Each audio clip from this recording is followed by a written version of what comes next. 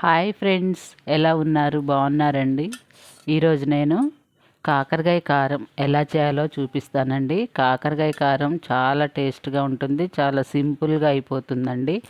మొదటిగా కాకరకాయలన్నీ చక్కగా కట్ చేసి కడిగి పెట్టాలండి. ఇప్పుడు స్టవ్ వెలిగించి 3 స్పూన్ల ఆయిల్ పోసాను. 3 స్పూన్ల ఆయిల్ పోయాలండి. కాకరకాయలకి ఎంతైతే ఆయిల్ సరిపోతుందో అంత పొయ్యాలి. ఇప్పుడు ఆయిల్ వేడెక్కాక కడిగి పెట్టిన కాకరకాయ ముక్కలు వేసేయాలి. కాకరకాయ ముక్కలు కడిగేటప్పుడు సాల్ట్ వేసి మంచిగా పిసికి కడగాలండి. కడిగితే అందులో ఉన్న చేదు అనేది పోతుంది. ఇలా కడిగి జల్లిబుట్టలో వేసి పెట్టాలి. ఇప్పుడు ఈ ఆయిల్ వేడెక్కగానే కాకరకాయ ముక్కలన్నీ ఆయిల్లో వేసేయాలి. ఈ విధంగా వేసి మంచిగా ఫ్రై చేయాలండి. మంచి గోల్డెన్ బ్రౌన్ కలర్ వచ్చేంత వరకు చక్కగా మీడియం ఫ్లేమ్లో పెట్టి ఫ్రై చేయాలండి. మరి ఫుల్ ఫ్లేమ్లో పెట్టినా కూడా తొందరగా మాడిపోతాయి, లోపల ఫ్రై అవ్వండి. సిమ్లో పెట్టినా కూడా తొందరగా కావు. కాబట్టి మీడియం ఫ్లేమ్లో పెట్టి మంచిగా కలుపుతూ ఫ్రై చేయాలి.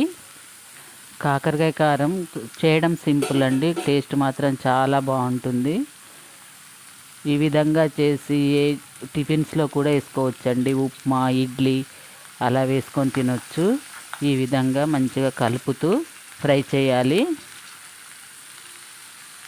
ఈ సైజు ముక్కలు కట్ చేయాలండి, మరి పెద్దగా కట్ చేయొద్దు, త్వరగా ఫ్రై అవ్వవు.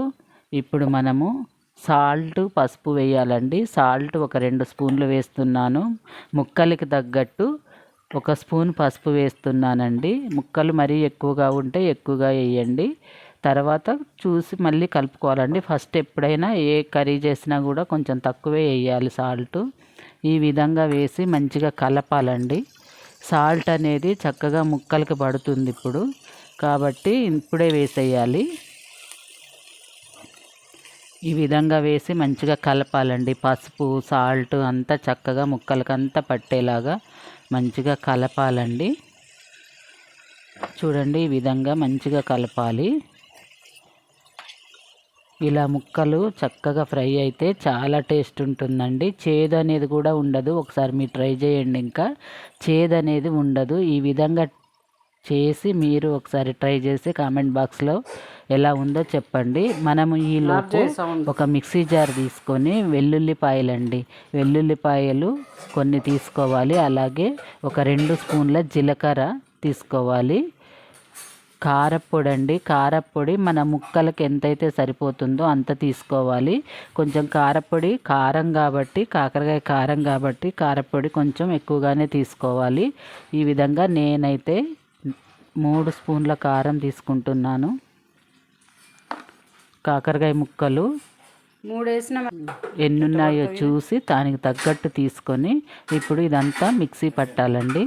మిక్సీ పట్టాక మంచిగా ఇలా మిక్సీ అవుతుంది. వెల్లుల్లిపాయలు, జీలకర్ర, కారపొడి అన్నీ కలిసి చక్కగా మిక్సీ అయ్యాయండి. చూడండి, ఇప్పుడు ఇదంతా మంచిగా పొడిలాగా తీసేయాలి.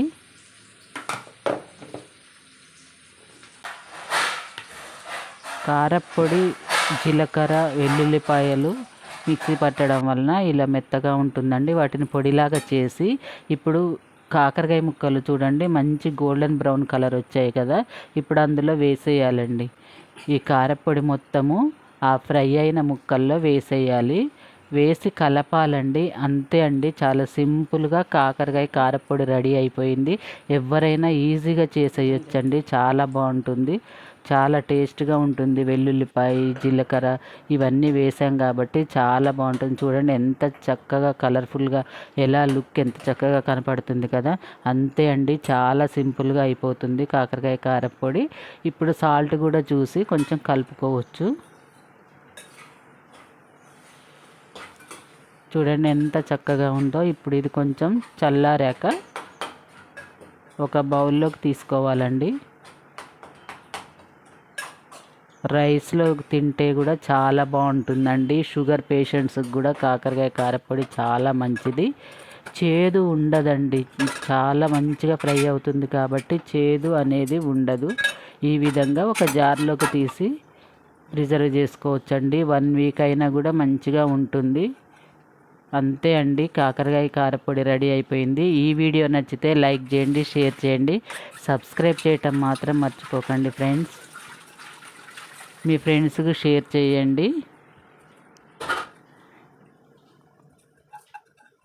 చూడండి ఈ విధంగా ఎంత కలర్ఫుల్గా లుక్ ఎంత బాగుంది కదండి. 1 వీక్ అయినా కూడా చక్కగా ఉంటుంది. మీరు ఒకసారి ట్రై చేసి ఎలా ఉందో కామెంట్ బాక్స్లో చెప్పండి. Thank you for watching.